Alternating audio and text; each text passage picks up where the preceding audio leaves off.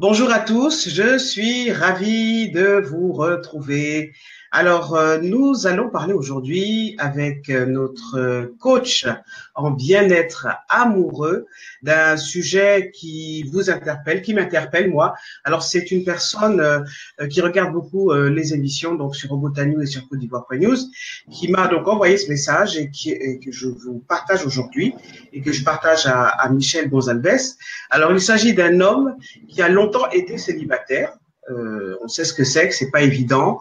Certains le vivent bien, la plupart du temps, le plus grand nombre le vivent très mal. Et cet homme-là, lorsqu'il a rencontré la femme qu'il aime aujourd'hui, eh bien, sa vie a totalement changé. C'est la femme de sa vie. Ça se passe bien. Le problème, c'est qu'elle fume comme une cheminée. Voilà. Elle fume, elle fume, elle fume. Elle fume des cigarettes, hein. On verra ce qui se passe quand une personne fume des joints. Mais en tout cas, la femme qu'aime cet homme aujourd'hui, je vais l'appeler Gustave. Gustave, donc, elle fume un paquet de cigarettes par jour. Donc, il l'aime, je l'aime, mais elle fume beaucoup.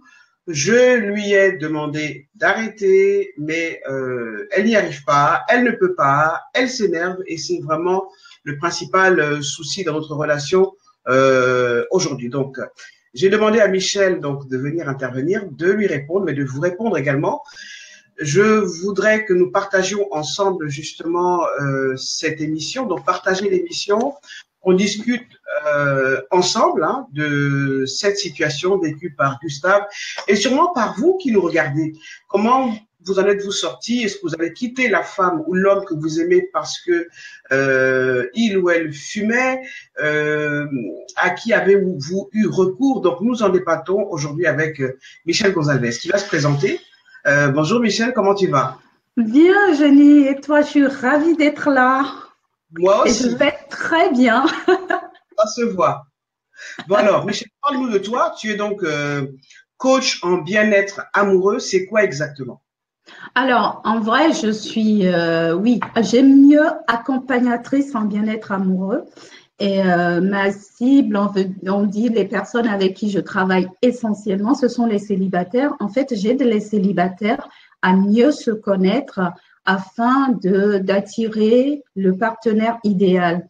Tu vois, Hmm. mon slogan aujourd'hui ou mon credo, c'est connais-toi toi-même et tu reconnaîtras ton partenaire idéal. Je suis donc effectivement, j'ai une formation de coach en neurosciences et j'organise par ailleurs aussi des événements pour que des personnes qui sont dans cet état d'esprit, les célibataires, puissent se rencontrer. Donc, je suis à Paris, ça se fait essentiellement à Paris pour les événements et j'anime également des ateliers, j'appelle des ateliers de CV amoureux et d'ailleurs, mettez dans CV ce que vous avez envie. CV, c'est certainement, c'est beaucoup plus que ce que vous pouvez penser. Donc, un petit jeu, à quoi pensez-vous quand je dis CV amoureux pour le lever? OK. Donc, voilà, effectivement, l'idée, c'est pendant qu'on est célibataire de profiter justement de ce moment pour mieux se connaître parce que plus on se connaît, plus on crée cette relation d'amour avec soi-même, plus on se donne les chances de reconnaître la personne qui nous correspond, ce que j'appelle le partenaire idéal à soi. Et c'est tout un programme en fait. C'est tout un Et programme. c'est tout un programme.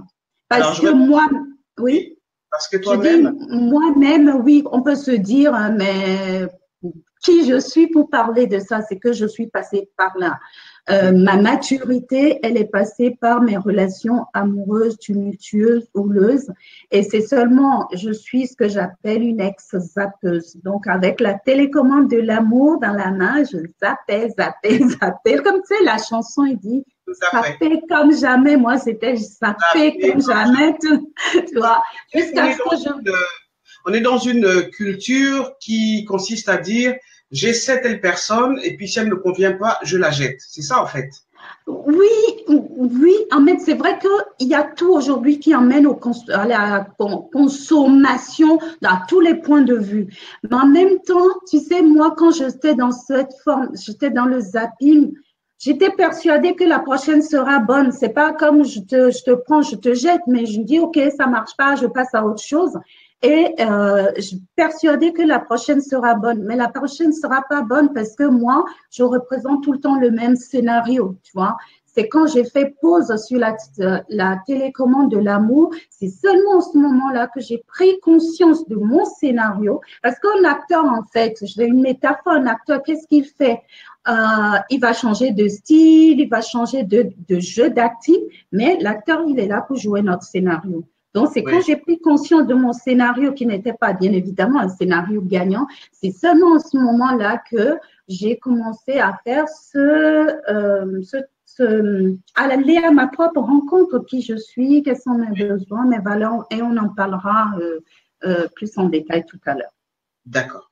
Alors, je remercie déjà les personnes qui interviennent, hein, notamment Léandre Ndambo. Bonjour Léandre. Alors,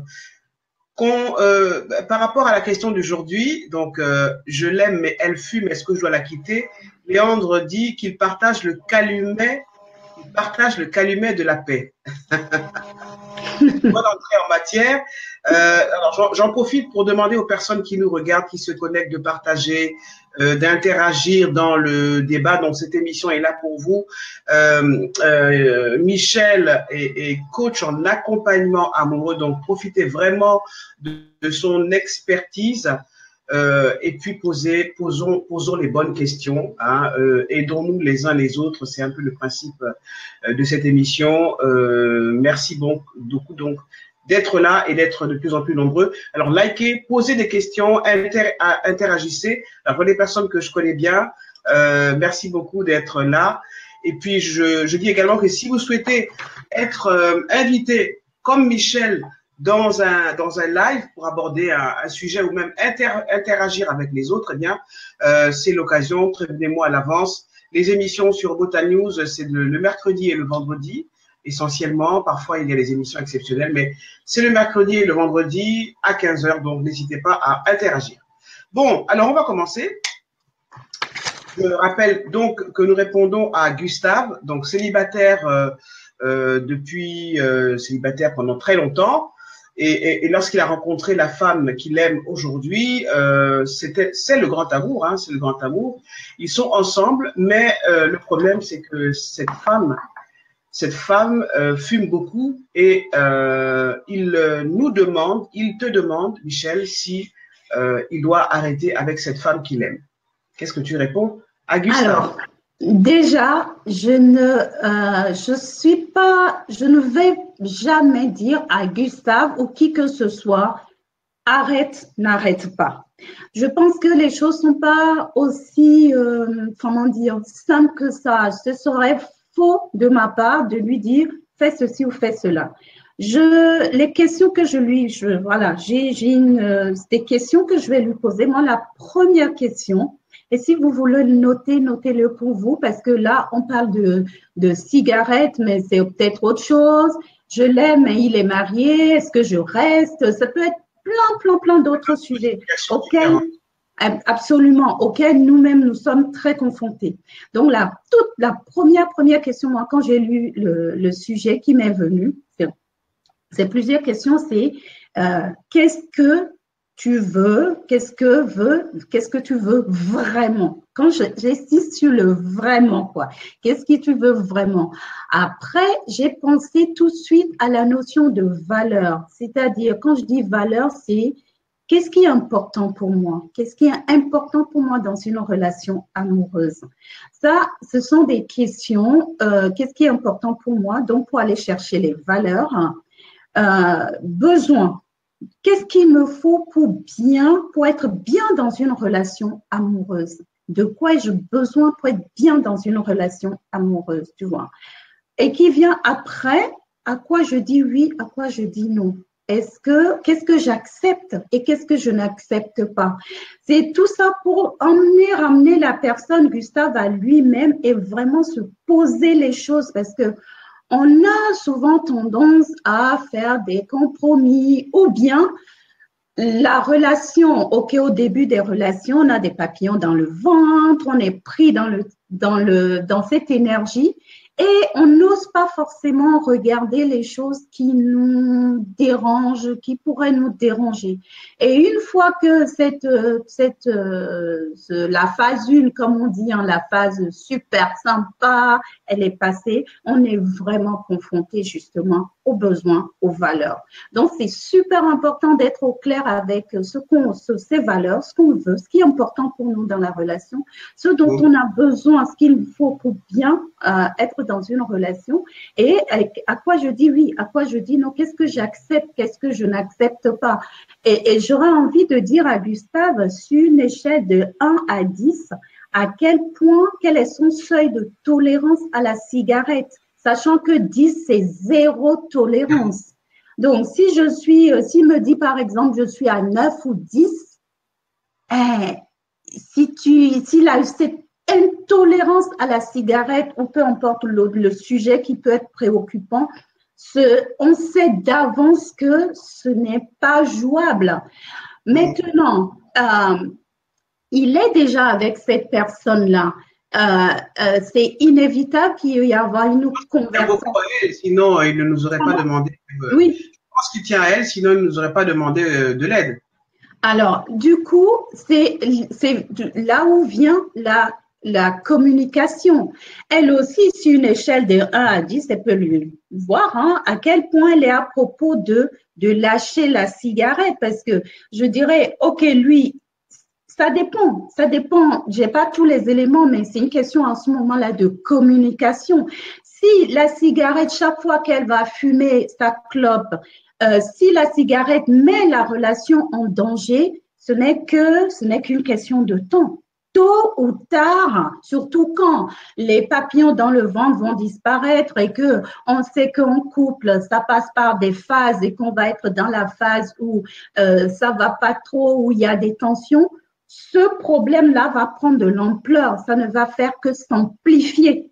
Donc, autant si on peut anticiper, c'est très bien qu'il commence à se poser vraiment les questions, anticiper dès maintenant, avoir une communication avec cette personne-là aussi, parce que ça peut être quelqu'un qui a le souhait d'arrêter, mais c'est pas ce que j'ai entendu dans l'introduction que tu as eu à faire. Elle a dit, je ne peux pas, effectivement, la cigarette, la fumée ou autre, c'est… Elle veut pas, elle peut pas. Je pense que beaucoup de personnes sont dans cette situation. Alors tout à l'heure, j'aimerais qu'on revienne sur le CV amoureux et qu'est-ce qu'on veut, qu'est-ce qu'on attend d'une relation. Tu sais que souvent, j'ai posé cette question à mes invités sur Africain numéro 1 ou à des personnes à l'extérieur à qui je disais, mais qu'est-ce que toi tu souhaites en amour? Alors j'entendais souvent des femmes dire, ah non, moi tu sais, moi je suis pas compliqué, moi je veux juste un homme qui s'occupe de moi, à qui je fais à manger, voilà, aucune espèce de comment dire, de velléité de voilà ce que j'aime, voilà ce que j'attends dans une relation. C'est juste des relations finalement, des choses automatiques quoi. Souvent on dit, même dans les annonces qu'on voit dans les, je sais pas, je vais citer un magazine comme Amina, tu vois souvent les annonces c'est je cherche un homme sérieux, qui a une bonne situation, qui m'est fidèle. Ça c'est pas un CV amoureux. Je ris parce que tu sais pourquoi? Le piège, justement, c'est un vrai piège parce que finalement, chercher une personne qui a une bonne situation, qui est plus ou moins dans le cadre, c'est se voiler un peu la face, non? Ah ben complètement. En plus, je ris parce que j'ai fait une vidéo qui s'intitule, c'est sur ma chaîne YouTube, je cherche une femme ou un homme sérieux. Et justement, je dis, mais c'est quoi pour vous? Je vous invite à aller voir cette vidéo. Mais pour revenir sur ce que tu es en train de dire, c'est exactement ce que j'ai dit par ailleurs. C'est exprès que je parle de valeur. Qu'est-ce qui est important pour moi? Besoin. Qu'est-ce qu'il me faut pour bien fonctionner dans une relation, qu'est-ce que j'accepte, qu'est-ce que je n'accepte pas. Et c'est tout cela qu'on travaille justement dans le CV amoureux, qui est un chemin de vie amoureux, un carnet de voyage amoureux, curriculum amoureux, vous mettez ce que vous voulez là-dessus, mais c'est vraiment l'espace justement de faire ce travail de connaissance de soi et d'être au clair le plus possible. L'être humain est complexe, ça ne veut pas dire qu'on sait tout, mais on sait suffisamment sur nous Et plus on est anticipé, plus je sais que, par exemple, alors, Gustave est déjà avec cette personne, mais la question aussi peut être, est-ce que une femme ou un homme qui fume, est-ce que c'est dans mes non négociables? Il y a ce que j'appelle le non négociable, qui vont toucher mes valeurs profondes, que je le sache, que je le mette en conscience ou pas. Mes valeurs sont là. Là où le bas blesse, c'est qu'on ne prend pas conscience, on ne sait même pas. Et ce sont en général les émotions désagréables qu'on vit dans les situations qui nous montrent que une valeur n'est pas alimentée. Si par exemple le respect pour moi c'est une valeur, la liberté c'est vraiment c'est hyper important pour moi la liberté. Quand je vais être dans une relation où l'autre va être très possessif ou que je vais pas sentir de la liberté, je vais pas être bien, je vais accumuler de la frustration. Mais si je le savais avant, je vois un possessif qui vient sur mon chemin, mais je n'y vais pas où là je dis hey avant de m'emballer. Et c'est tout le bénéfice de se connaître, de connaissance de soi. Et pendant qu'on est célibataire, au lieu de courir de site en site, d'application en application, d'annonce en annonce, de relation en relation, se poser, dire que c'est ce que tu venais de dire tout à l'heure. Qu'est-ce que c'est la relation amoureuse pour moi? Comment je la vois, ma relation? Avec qui? Est-ce que je me vois? Mais je reconnais mon partenaire idéal si seulement moi, j'ai une connaissance de moi, de ce que je veux. Donc, ça répond complètement et pour Gustave et les autres, c'est si fumer rentre dans mes non négociables, si on trahit ces non négociables, tôt ou tard, on le fait payer à l'autre et tôt ou tard, la relation va en prendre un coup. Rien à faire, c'est une question de temps. On peut se mentir parce qu'on est très fort à ça aussi. On est vraiment fort à se mentir, à ne pas voir les choses. Mais les émotions ne mentent pas, le corps ne ment pas. La frustration, elle est là, elle te dit, hey, t'es frustré. Allô, je suis là. On veut pas l'entendre. On met ça sous le tapis. On va faire un peu de sexe. On va un peu se mentir encore, mais c'est là et l'accumulation, ça ne fait que s'accumuler. Donc, à un moment donné, c'est vraiment faire carte sur table. À quel point est-ce que c'est jouable pour moi? Est-ce que le fait que cette femme-là fume, est-ce que ça met la relation en danger? Est-ce que ça impacte la relation de façon, oui, ça impacte de façon négative parce que si chaque fois, imagine, chaque fois elle fume sa clope, lui il a une boule dans le ventre, ou il est en train de se morfondre, ou elle aussi elle n'est pas à l'aise, c'est chaud quand même quoi. Alors, j'ai une question de Léandre Dambeau très intéressante. Ces addictions peuvent-elles rapprocher des conjoints ayant les mêmes dépendances? Est-ce que deux fumeurs, dans un couple peuvent s'entendre? Mais complètement. Je dis, en plus, c'est quand on sait que, bon, c'est un autre débat, mais je le dis quand même, quand on sait que on attire en vrai, les attirances se font sur un plan inconscient, même si on dit oui, il est brun, il est gris, mais c'est surtout au niveau inconscient que ça se passe. Et il y a Pascal Piquet que j'ai interviewé, une très belle interview d'ailleurs, qui a écrit le livre Gagner au jeu des échecs amoureux. Le jeu d'échecs, et qui dit c'est nos névroses, ma névrose qui va attirer la névrose de l'autre. Donc, on va trouver un certain équilibre là-dedans parce que ça crée pas de, comment dire, on se nourrit mutuellement dans notre dépendance. Ça ne veut pas dire que ça peut nuire à la relation, mais les entités, les personnes, les partenaires, ils vont pas avoir le problème de Gustave et son partenaire parce qu'ils sont tous les deux ils se retrouvent dans leur dépendance. Maintenant, la dépendance en elle-même, comme par exemple fumer, on est tous d'accord que le fumer, c'est pas ce qu'il y a de mieux pour l'organisme, c'est pas ce qu'il y a de mieux pour pour les poumons. Donc ça, c'est encore une autre histoire. Mais dans l'interaction, ils n'ont rien, ils vont s'éclater dans leur dépendance, quoi. Tout à fait. Alors, une autre question de Léandre Dambeau, ça n'a peut-être pas un lien avec l'émission, mais quand même, il écrit que lorsque je vis quelque chose de bien, j'ai toujours comme le sentiment qu'il y a un lézard. Voilà, c'est comme si, c'est vrai qu'il y a des personnes qui tombent amoureuses, et puis quand il y a trop de bonheur, ils se disent, c'est pas clair tout ça, comme si on avait impliqué dans notre inconscient collectif que être heureux en amour, c'est pas normal. C'est pas normal. D'ailleurs, dans les chansons, enfin, partout on dit l'amour. Un jour tu es content et puis le reste du temps tu es malheureux en amour. Qu'est-ce que tu as fait à ça?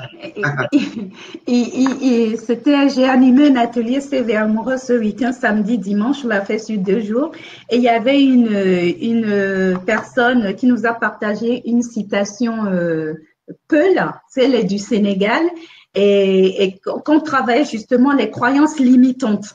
Oui. Et cette personne-là, donc, on regardait la relation avec papa, maman, la représentation du couple parental, toutes ces choses qu'on a pu entendre. Et puis, elle nous partageait que sa mère lui a toujours dit, le mariage, c'est un sac de sucreries. Donc, ensuite, ça devient un sac de piment. Ensuite, ça devient un sac de sable. Donc, au départ, c'est bien doux.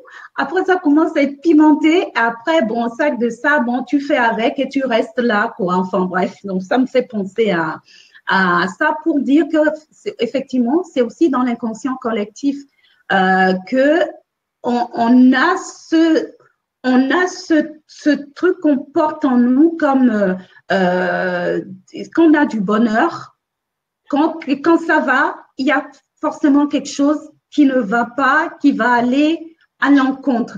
Mais ça, c'est d'autant plus ancré que on a soit on a été dans un environnement, soit on a eu des parents qui nous ont dit ce que comme elle partageait la participante, cette personne. Donc, quand depuis l'enfant, on te dit les hommes, surtout, tu peux pas faire confiance, ou aimer égale souffrir, ou on peut pas être heureux en amour, et les chansons qui viennent. Ou alors quand tu es trop heureux, tu es forcément cocu. Enfin, il y a plein. Oui, il y a plein de. C'est ce que j'appelle les croyances limitantes. C'est toutes les croyances qui nous limitent, et on achète ou on n'achète pas. La plupart du temps, on achète, on sait même pas qu'elles sont là et qui nous minent.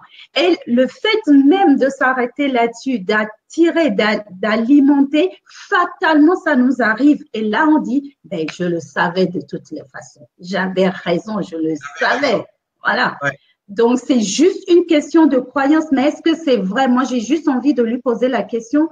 Et c'est ce que j'ai demandé aux participants à l'atelier, mais c'était tellement dur à répondre. Une qui me dit, par exemple, à mon âge, avec 2 enfants, j'ai très peu de chance de rencontrer quelqu'un. Je lui dis, écoute, dis-moi, est-ce que c'est vrai?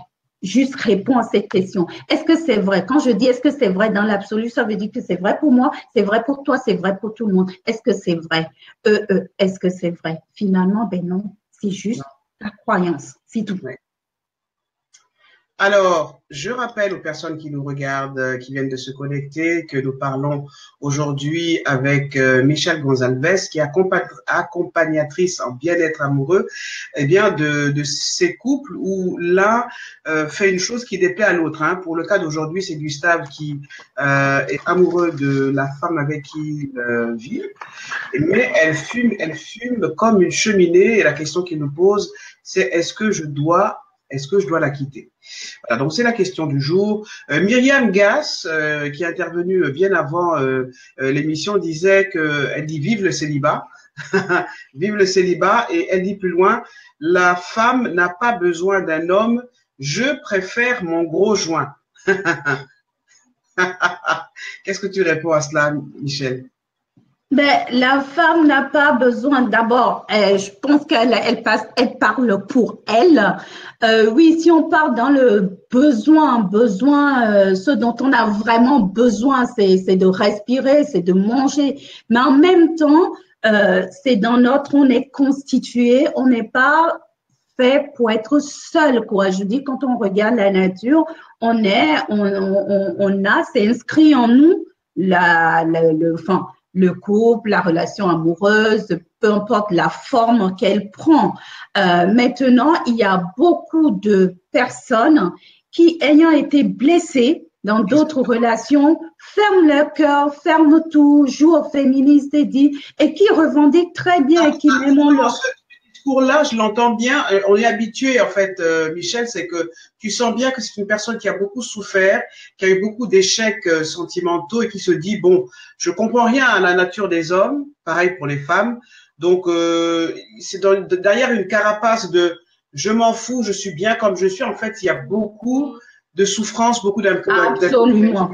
Quand on, et ça, j'en vois plein qui se disent très indépendantes, je n'ai besoin de personne. Non, moi, je ne crois pas à ça. Quand on va bien gratter, on regarde, c'est juste une réaction.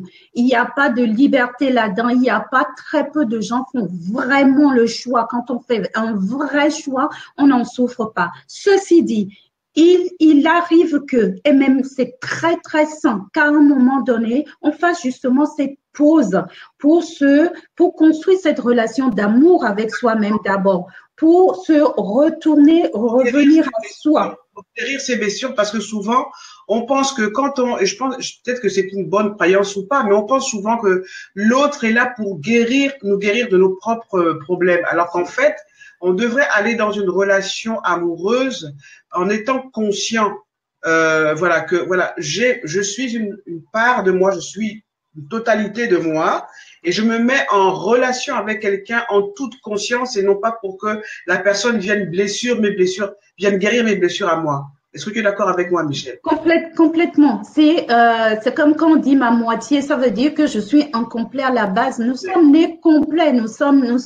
Je suis une personne, entière qui va choisir. Voilà, du coup, c'est plus un besoin, on n'attend pas que l'autre vienne penser nos plaies, vienne combler notre vide que nous-mêmes, nous ne sommes même pas capables de combler. Du coup, on va aller demander à l'autre, du coup, c'est ce que j'appelle le terrorisme amoureux. Aime-moi, aime-moi, aime-moi, aime-moi, et on met tout sur l'autre et parce qu'on n'est pas capable nous-mêmes de nous aimer. Comment peut-on aimer l'autre si on ne s'aime pas?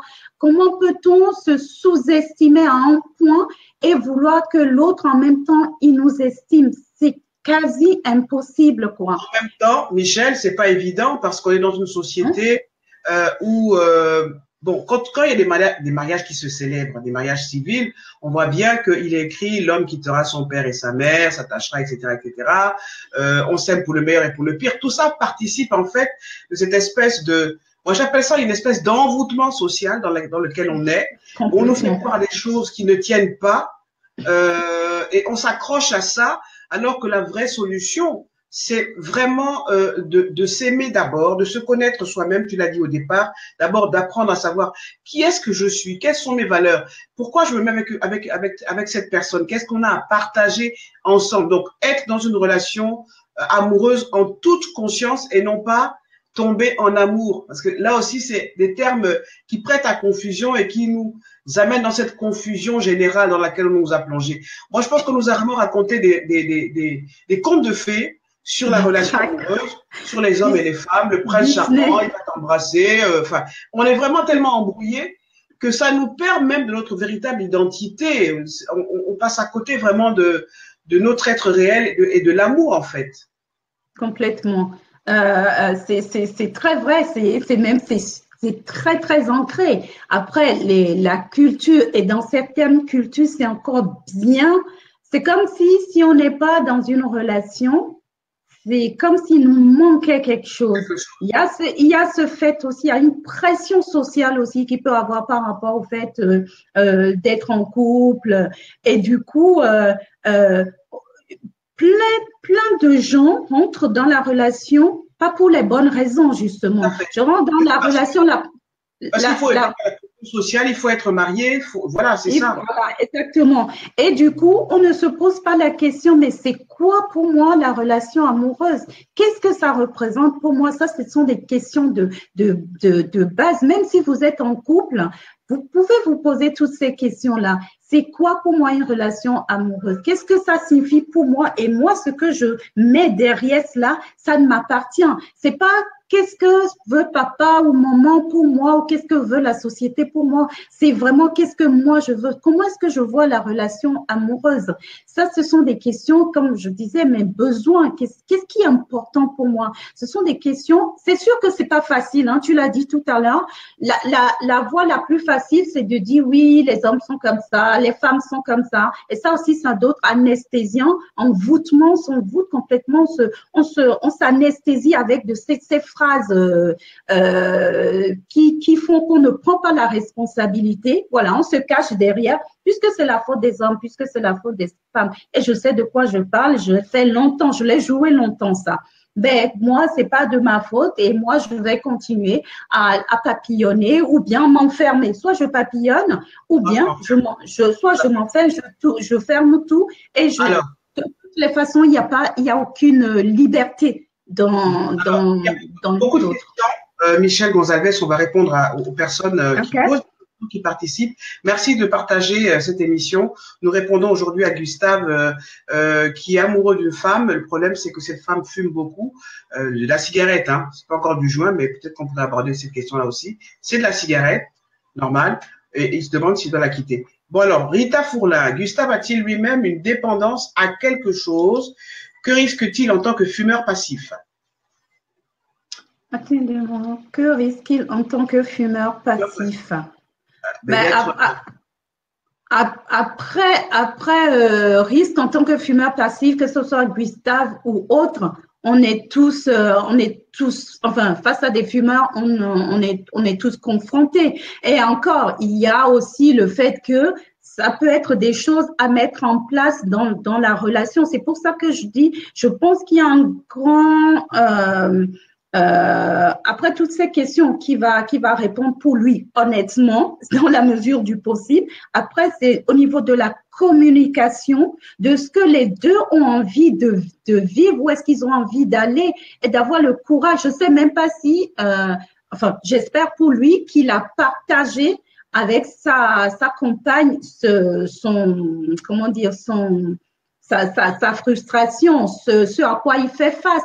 Non pas en lui disant, vas-y, arrête, parce qu'il y a ça. Je crois que la communication, que ce soit pour rester ensemble ou se séparer, il y a quelque chose, selon moi, qui va se jouer vraiment dans la communication. Et c'est pas tout de dire quelqu'un une dépendance est une dépendance. Une dépendance ne part pas comme ça. Donc, si cette femme-là dit je ne peux pas, il suffit pas de décider avec la tête le nombre de financements. De l'engueuler, de la gronder, comme le dit Maurice. Non, ça ne sert absolument à rien. Je vous donne.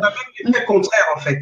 Absolument. Cabouret écrit surtout ne pas l'amener à arrêter de fumer, c'est mort à l'avance. Donc, franchement, s'il y a un conseil que Michel et moi on peut vous donner, et ça c'est vraiment d'expérience, une personne fume, une personne a une tare, vous mettez ça en guillemets.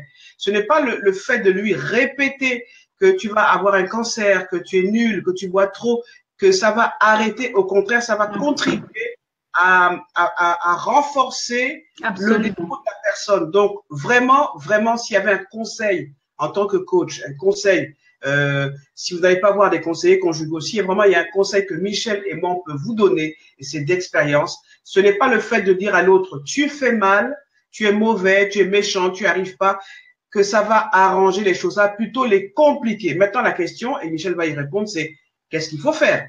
Alors, on va y répondre dans quelques instants. Il y a d'autres points de vue. Richard Dossou écrit, ceci dit, il y a tabac et tabac. Bon, alors, le tabac blond est exclusivement un truc de nana.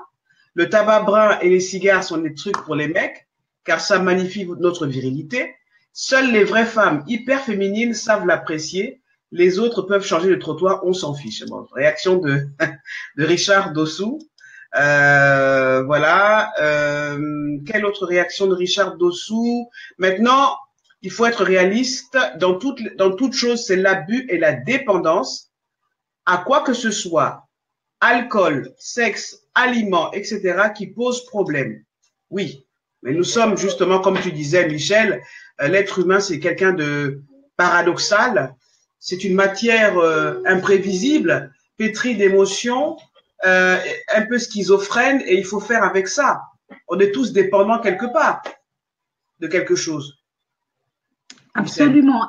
Et moi, ici, c'est pas tant, c'est pour ça que je dis, c'est pas tant le tabac.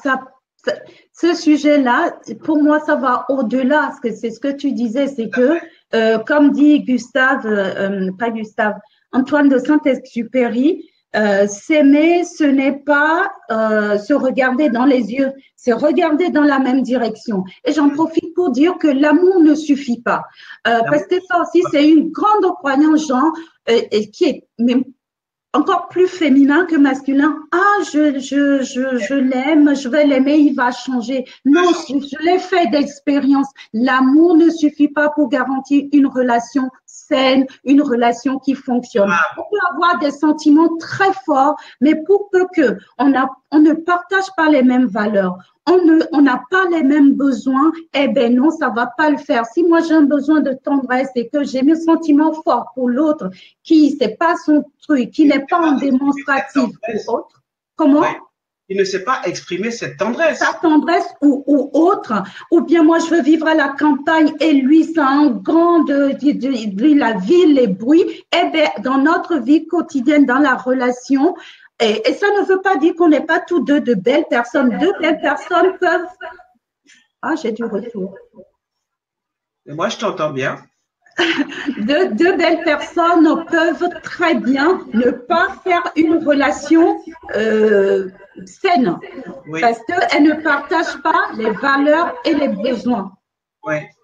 C'est pour ça que c'est super important d'être au clair avec, que vous soyez célibataire, alors c'est le meilleur moment pour faire ce travail. Maintenant que vous êtes en couple et que ça grince dans le couple, revenez re-questionner vos valeurs. Vos valeurs, donc, pour répondre à vos valeurs, c'est qu'est-ce qui est important pour moi. En plus, vos besoins et ce que j'appelle vos limites, fixer des limites claires. À quoi je dis oui, à quoi je dis non. Parce que si vous acceptez l'inacceptable pour vous, tôt ou tard, vous allez le faire payer à la personne, ça va pas le faire. N'acceptez pas, nous sommes pas là pour accepter l'inacceptable. Si fumer pour moi, une personne qui fume pour moi, c'est mais non négociable, inacceptable, eh ben, je n'y vais pas. Ou si j'y suis, je sais que si je ne fais rien pour transformer, parce que moi, je crois toujours que c'est possible de transformer, mais il faut que les deux aillent dans ce sens-là. Je dis pas que c'est mort pour eux, c'est là où je reviens à la communication et vraiment poser, dire les vraies choses et pas dans ce qu'on disait tout à l'heure. Pas entrer en colère et pas, voilà, participe de l'explosion du couple. Alors, j'ai Ulrich Tassiana Akoya qui pose vraiment la question que tout le monde se pose, hein, ne peut-il pas l'amener à arrêter de fumer? Alors, c'est justement ce qu'on disait tout à l'heure. Alors, on peut amener à arrêter de fumer, mais pas de la façon que tout le monde fait. Arrête de faire ça, tu es nul. Non, c'est pas ce qu'il faut faire en fait. Michel. Alors, par rapport à cela, je donne rapidement mon exemple. Moi, ma fille, elle fume. OK. Je vous dis pas le jour, je l'ai appris, j'ai cru que j'allais enfin, ça a chauffé, quoi. Mais ça a chauffé, mais j'ai pas vu le truc venir, quoi. Moi, alors, cigarette, machin, bois, et bon. Et je découvre le truc, ça a fait toute une histoire entre elle et moi. Et à un moment donné, elle m'a carrément dit, tu sais quoi, maman? Plus tu me charges, je n'ai qu'une envie, c'est de fumer. OK. À un moment donné, je lui ai tenu tous les discours, comme tu dis, qu'on peut tenir, machin et tout. À un moment donné, j'ai lâché prise. C'est vrai que ma fille, c'est pas mon partenaire, mais je lui ai collé la pêche. Je me suis dit, bon, écoute, elle a son expérience à vivre. Ceci dit, j'ai mis des conditions. Je dis, écoute, tu ne fumes pas chez moi. C'est hors de question. Tu ne fumes pas devant moi. Et tu ne prends pas mon argent, parce que ma fille était lycéenne, jeune. Tu ne prends pas mon argent pour acheter de la cigarette. Et ça, je l'ai regardé droit dans les yeux. Je dis, tu vois ça, c'est hors de question. Tu ne penses même pas enfreindre ces règles-là. Maintenant, après, ta vie, c'est pas parce que tu es mon enfant, ta vie ne m'appartient pas. Fais tes expériences. Je me suis dit, elle a besoin de passer par là, de vivre ses expériences et tout. Et je l'ai lâchée. Effectivement, elle fume pas devant moi, elle fait ses trucs. Et l'autre jour, je l'ai eu au téléphone parce qu'elle vit à l'étranger. Et là, elle me dit, au fait, on parlait de choses et c'est venu là-dedans. Tu sais, maman, je suis en train d'arrêter. Je fume pratiquement plus. Et elle m'a cité une situation qui l'a stressée, dans laquelle elle a eu à fumer. Voilà. J'aime même pas trop relever. C'est juste pour dire qu'au moment où on lâche prise, mais en donnant ces règles. Donc, ça peut être, on parlait d'effets secondaires, fumer par procuration. Ça peut être aussi déjà commencer par des règles simples comme ça. Peut-être ne pas fumer dans la maison. Avec bienveillance. Avec bienveillance, c'est super important ça, absolument. Alors moi, je vais te raconter une anecdote justement, Michel, puisqu'on fait un peu le même métier. Moi, j'ai rencontré un couple justement dans cette situation. Pour le coup, c'était la femme dont l'homme, le copain fumait beaucoup depuis très très très longtemps, et il était en couple très souvent, et à cause du fait qu'il fume beaucoup, ses compagnes ont passé le temps à lui dire écoute, tu dégages. Donc il est passé d'aventure à aventure jusqu'à ce qu'il trouve cette femme qui est une amie, et qui n'a pas fait comme les autres, hein. Elle n'a pas grondé, insulté, mis des ultimatums, tu dégages, si tu n'arrêtes pas de fumer, on se sépare. Elle lui a simplement fait comme tu as fait pour ta fille. Elle l'a mis dans un cadre. Elle lui a dit, je ne veux pas que tu fumes à la maison, je ne veux pas que tu fumes dans la voiture. Quand tu fumes où tu veux, sauf à la maison, sauf dans la voiture. Elle lui a dit de façon pas violente, pas agressive. Elle a dit, écoute, moi je ne fume pas. Tu fumes, ok, tu as sûrement tes raisons, mais moi je te laisse fumer, mais pas dans la maison et pas dans la voiture. Eh bien, il s'est passé quelque chose de juste incroyable. Elle raconte qu'un jour, il est parti faire des courses, il a pris la voiture, et puis elle l'a rejoint dans la voiture, et en fait il a fumé dans la voiture. Et quand il a fumé dans la voiture, elle est montée dans la voiture, elle s'est rendue compte que il avait fumé. Donc, quand elle est montée, elle dit, hey, chérie, tu as fumé. Et elle est sortie de la voiture sans l'engueuler. Elle dit, écoute, comme tu as fumé dans la voiture, je préfère que tu ailles tout seul. Et ça lui a fait une prise de conscience, en fait. Il s'est dit, voilà une femme qui m'accepte comme je suis. J'ai enfreint une des règles qu'on a mises ensemble. Donc, maintenant, je me dois, par amour pour elle, d'arrêter de fumer. Et il a arrêté de fumer, justement. Et je pense que c'est vraiment fondamental. Pour vous qui nous écoutez, ce n'est pas parce que vous allez gronder, engueuler, empêcher l'autre de vivre son problème, sa tare, que ça va l'empêcher de le vivre. Au contraire, ça amplifie. Mettez-lui dans un cadre, hein, dites-lui, bon, voilà, ne fume pas là, et accompagnez-le justement dans sa volonté d'arrêter de fumer ou de